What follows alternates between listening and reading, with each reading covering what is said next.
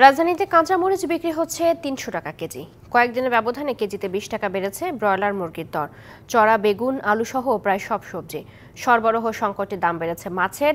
ডিম বিক্রি হচ্ছে আগের চড়া দামেই। বৃষ্টি ভেজা রাজধানীর সকাল।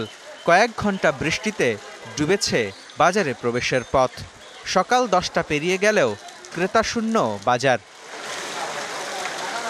জলাবদ্ধতার এমন ভোগান্তি, তার উপর দামও চড়া।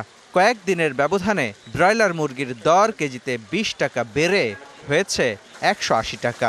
সোনালী মুরগি ৩০০ আর লেয়ার ৩৫০ টাকা কেজি। পাকিস্তানি দামটা কমছে, পাকিস্তানি দাম বড় ছোট মিলে ৩০০ টাকা বিক্রি করা যায়। বৃষ্টির জন্য এখন তো মাল লই নাই, আর পরে মাল লম। কাঁচা মরিচের দাম ছুঁয়েছে ৩০০ টাকা কেজি। বেগুন ১২০ থেকে ১৪০, করলা ১৪০, আকারভেদে লাউ ৮০ থেকে ১০০ টাকা প্রতিটি।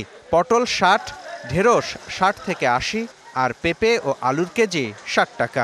কেউ কিছু খেতে না পারলে অন্তপক্ষে আলুটা একটা চুজ করে। আমরা কোনো মতো কষ্ট করে কিনতে পারলেও মানে নিম্নবিত্ত ভাইয়া তাদের জন্য আসলে খুব টাফ। আলু হইলো ৬০ টাকা, কাঁচা মরিচ হলো ২৮০ টাকা, উস্তার কেজি ১৪০ থেকে ৬০ টাকা। ইন্ডিয়ান মরিচ ৮০ থেকে মনে করেন ২৮০ বা আমরা ৩০০ টাকা বিক্রি করি। এখন ব্যাগ ভর্তি টাকার পকেট ভর্তি বাজার, এরকম অবস্থা হয়েছে। ৫০০ টাকা দেখা যায় যে মানে বাজারে হয় না। ১০০০ টাকা আনলে দেখা যায় যে আপনার কিছু কাঁচা বাজার পাওয়া যায়। বাজারে পেঁয়াজ ১০০ থেকে ১১০, রসুন ১৮০ থেকে ২২০, আর আদা ২৮০ টাকা কেজি। এছাড়া ডিম বিক্রি হচ্ছে আগের ১৫০ টাকা ডজন দরেই। বাজারে কমেছে মাছের সরবরাহ, তাই দামও খানিকটা বেশি।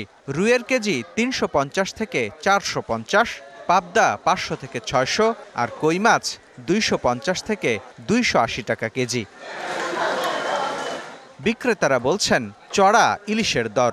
১ কেজির বেশি ওজনের ইলিশ ২০০০ টাকা কেজি।